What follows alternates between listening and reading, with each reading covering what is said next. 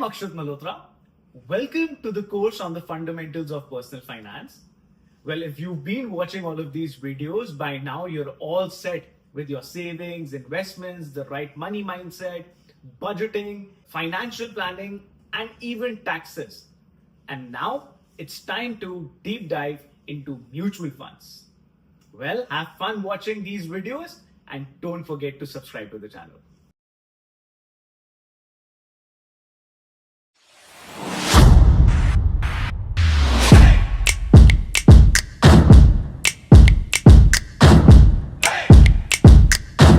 Let's go about learning on how do we choose the category of mutual funds.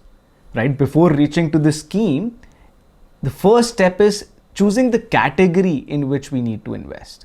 The type, equity, debt, hybrid, which one should we go for? And I'm sure you would have seen a lot of people saying that, I had invested into this mutual fund, I got no returns at all. My friend had invested in the other one and he got great returns, right? Let's see why that happens. Mutual fund expectations versus returns versus reality. See, we expect so much and we don't get so much. So moving forward, why is it that people get low returns? And a lot of time what happens is someone had a short-term goal and they went ahead and invested into an equity instrument. However, someone had a long-term goal and they went ahead and invested into a debt instrument. And by now, all of you know, equity investments work well with long-term investments because the markets need time to perform well, patience, remember? And on the other hand, for all our short-term goals, it's the debt instruments or the debt mutual funds that we should choose to invest our money in. And how do we decide that? Once again, the first step to choose the category of mutual fund that you want to invest your money in, let's go back to the 3 pillars of our financial planning: the goal, the risk appetite, and the time in hand. And let's simply take an example. The same example that we took last time. Daughter's education, I want to send her abroad. 15 years of time, 1 crore rupees is what I need. So the goal is daughter's education, 1 crore rupees. Time in hand 15 years, and the risk appetite is high, is aggressive, but I'd say moderately aggressive. Why? Because one, I have 15 years of time, and secondly, it's because of my daughter's education, so I don't want to take too much of risk with it, so I'll go with a moderately aggressive risk appetite. Fair enough? And so in this case, the thumb rule says that I could go for an equity exposure for sure, since it's a 15-year period, and in that, I could easily go for a mid cap or a large cap, mid cap based on the moderate aggressive risk appetite that I have. Large cap easily. If I could take a little more risk, mid cap, right?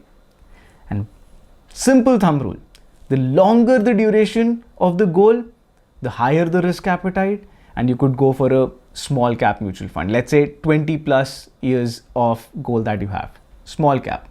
15 years, mid cap, 10 years, large cap, right? Similarly, on the other hand, you have a short-term goal, go for a debt mutual fund. You have a 3-month goal, go for a liquid fund. You have a 6-month goal, go for a short-term fund. Thirdly, mid-term goals, right? You could have goals for 7 years, 8 years, and you could be moderately conservative, or maybe a little on the aggressive side. Go for hybrid funds. Hybrid funds would dynamically, or based on the type of hybrid fund, they would themselves divide your money between equity and debt, and you don't have to worry about it. Balanced advantage funds, right? So this is the first way or the first step that you must think of when you're choosing your mutual fund. Why am I investing into this mutual fund? What is the goal? Don't forget your goal. Goal-based investing. It has to come in between whatever decision you make, right? And that's how you'd go about choosing the category of mutual fund that you want to invest in. Once again, long-term goals, equity exposure, very, very long, small cap, mid-type long, I don't know if that's even a term, but mid cap, fairly long, 10 years, large cap, Short-term goals, 1 year, 2 year, 3 year, go for debt instruments. And medium goals, 5 years to 10 years, go for hybrid instruments. As simple as that. No rocket science. As simple as that. Right? And I want to mention one more thing here, which is you must have heard people saying, take risk, man, take risk, higher the risk, higher the return. Don't worry, just take risk. Nothing will happen to your money. And then all of a sudden, as soon as the market crash happens, these are the people who just keep running. Shit, I lost my money. Where do I go? What do I do now? And so I want to mention this thing, which is very, very important. And I'm not trying to scare you, but to make you more aware. And that is, higher the risk, higher the return. But higher the risk, higher the loss too. So if you're prepared well, the point here is you must be prepared well, that it's okay. Yes, we all hope, we all should think positive that we'll make great returns.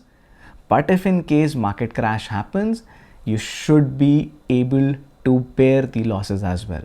You shouldn't get panicked. You shouldn't take decisions of withdrawing your money unnecessarily. Taking once again the example of what's just happened with all of us, COVID. Everything was great till Jan, Feb, and then all of a sudden people started losing their money because the stock market crashed like anything. And then at that time, I know of a lot of people who panicked and took out all of their savings. They were like, shit, no, this is going to go again. The world is going to go off. All our money is going away. And a lot of people took out their money with huge losses. But at the same time, the people who remained patient, who remained consistent, who maybe didn't even invest more money but just sat on their money, by the end of the same year, and in fact in 2021 as well, we saw the stock market reaching the all-time highs.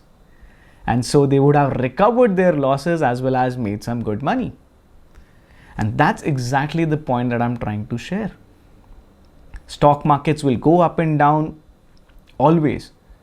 But what we should be aware of is that we are on track to achieve our goals, and that's why the goal, risk appetite, and time in hand exercise is very, very important. Yep, I think that's the first step, choosing your category. And now that you know of that, we'll move on to the next step in the next chapter, which is how do we go about choosing the right mutual fund and how do we technically analyze it. See you.